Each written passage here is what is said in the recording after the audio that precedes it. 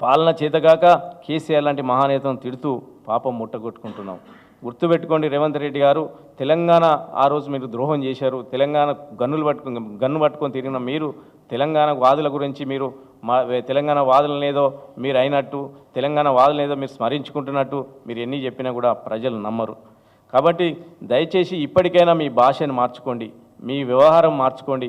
ఇప్పటికైనా మార్చుకుంటే భవిష్యత్తులో ఇంకైనా ఉంటుంది. కాంగ్రెస్ కార్యకర్తలు పౌరుషం చూపిస్తే కేసీఆర్ను కనబడంటున్నారు.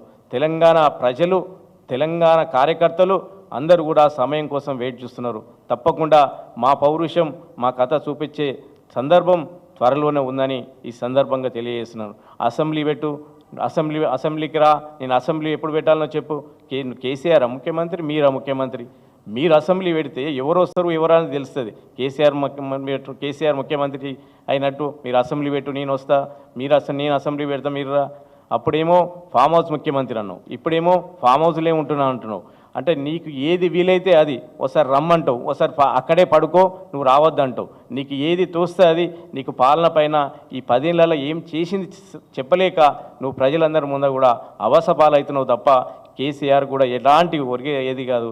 కేసీఆర్ మహావృక్షం లాంటోడు. ఆ మహావృక్షంలో నీలాంటి గంజాయి మొక్కలు వస్తుంటాయి, ములుస్తుంటాయి, పోతుంటాయి. కాబట్టి దయచేసి గుర్తుంచుకో, ఈ ఉమ్మడి ఆంధ్రప్రదేశ్లో ఈ తెలంగాణలో నువ్వే బూతుల ముఖ్యమంత్రిగా మిగిలిపోయే అవకాశం ఉంటుంది. కాబట్టి ఇప్పటికైనా మీ పద్ధతి మార్చుకొని, మీ వ్యవహార శైలిని మార్చుకొని ఇప్పటికైనా సరిగమైనటువంటి పద్ధతిలో పోతే బాగుంటుందని ప్రజలు అనుకుంటున్నారు. లేదంటే ప్రజలు తిరగబడి మీ మీద తిరగబడే రోజు త్వరలోనే ఉందని తెలియజేస్తూ మీకు ఒక మాట ప్రజలు ఏమనుకుంటున్నారు అంటే చివరి మాటగా చెప్పి ముగిస్తాను. మనం బాహుబలి సినిమాలో కాలయ్య ఎట్లున్నాడో, కాలకేయుడు ఎట్లున్నాడో మీరు కూడా కాలకేయుడిలాగా వ్యవహరిస్తున్నారు. తప్పకుండా బాహుబలి వచ్చి కాలకేయుడిని ఎట్లా అంతమిస్తాడో త్వరలోనే కేసీఆర్ బాహుబలి అయి మిమ్మల్ని అంతమించే రోజు త్వరలోనే ఉందని తెలియజేస్తున్నాను.